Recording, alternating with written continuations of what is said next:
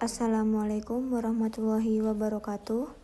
Perkenalkan, nama saya Lydia Wati dengan NIM 21211010, Program Studi Pendidikan Matematika Semester 3 Universitas Pendidikan Mandalika. Di sini saya akan menjelaskan sedikit tentang manajemen kelas untuk memenuhi UTS pada mata kuliah pengelolaan kelas. Konsep dasar pengelolaan kelas dibagi menjadi 4 macam. Yang pertama, pengertian pengelolaan kelas. Yang kedua, tujuan pengelolaan kelas.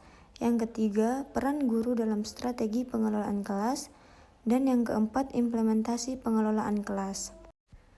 Yang pertama, pengertian pengelolaan kelas. Pengelolaan kelas adalah suatu usaha yang dilakukan oleh penanggung jawab kegiatan belajar mengajar atau yang membantu dengan maksud agar mencapai kondisi optimal, sehingga dapat terlaksana kegiatan belajar mengajar seperti yang diharapkan. Yang kedua, tujuan pengelolaan kelas.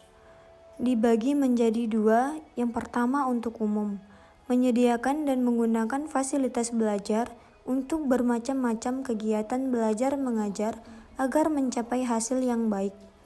Yang kedua, untuk khusus, mengembangkan kemampuan siswa dalam menggunakan alat-alat belajar, menyiapkan kondisi-kondisi yang memungkinkan siswa bekerja dan belajar, serta membantu siswa untuk memperoleh hasil yang diharapkan.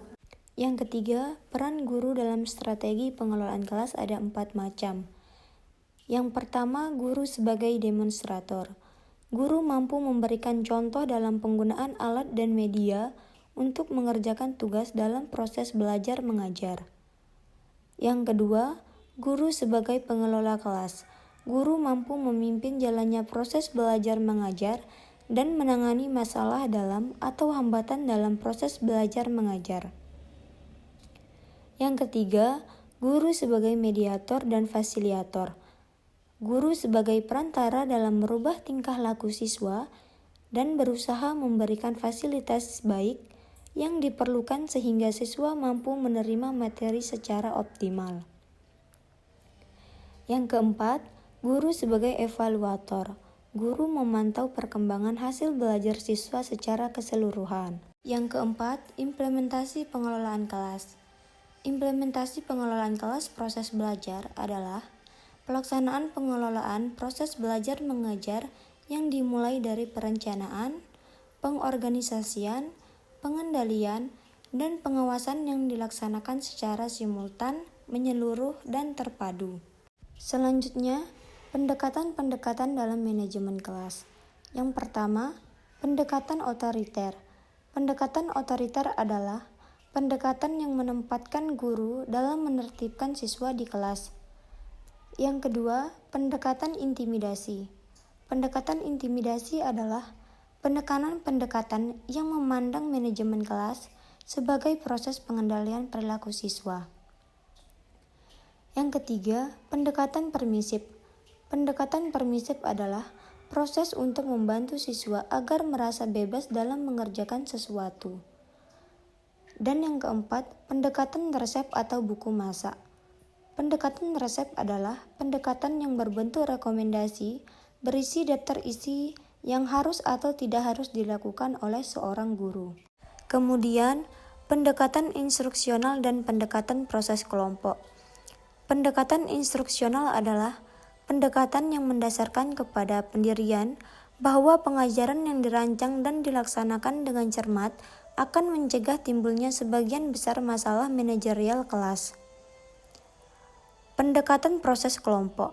Pendekatan proses kelompok adalah pendekatan yang mengutamakan pengaturan dan mengoptimalkan interaksi antar siswa dalam suatu kegiatan kelompok dengan tujuan proses belajar mengajar dapat berjalan dengan efektif dan efisien.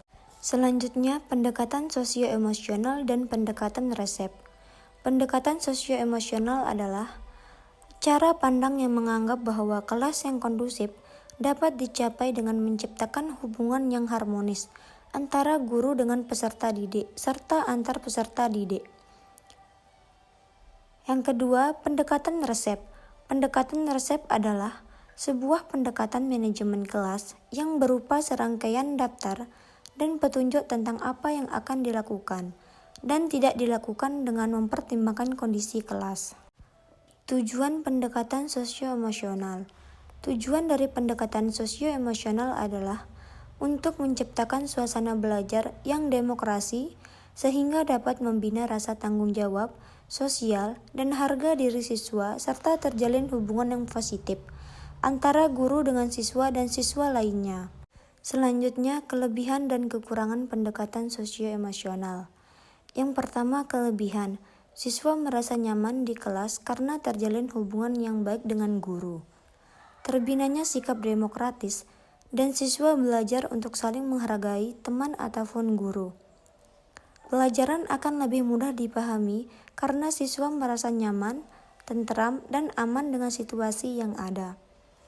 Yang kedua, kekurangan. Apabila siswa terlalu dekat dengan guru, akan menimbulkan sikap siswa yang terlalu bebas. Sulit untuk memahami karakter emosi setiap siswa di kelas, maka diperlukan keterampilan guru yang lebih baik untuk membuat iklim sosio-emosional yang kondusif. Dan yang terakhir, kelebihan dan kekurangan pendekatan resep. Yang pertama, kelebihan, merangsang terciptanya kedisiplinan guru dan siswa. Dapat mengarahkan tindakan guru secara sistematis karena buku masak dibuat secara teratur dan bertahap. Dapat menciptakan suasana kelas yang kondusif karena guru dan siswa mengetahui apa yang harus dan apa yang dilarang untuk melaksanakannya. Yang kedua, kekurangan. Seringkali guru yang menggunakan pendekatan ini kaku dan monoton hanya berpedoman pada resep yang sudah ada. Memerlukan kepiawaian guru dalam menyusun resep yang sesuai dengan kondisi aktual kelas. Mungkin itu saja yang dapat saya sampaikan. Kurang dan lebihnya saya mohon maaf. Wassalamualaikum warahmatullahi wabarakatuh.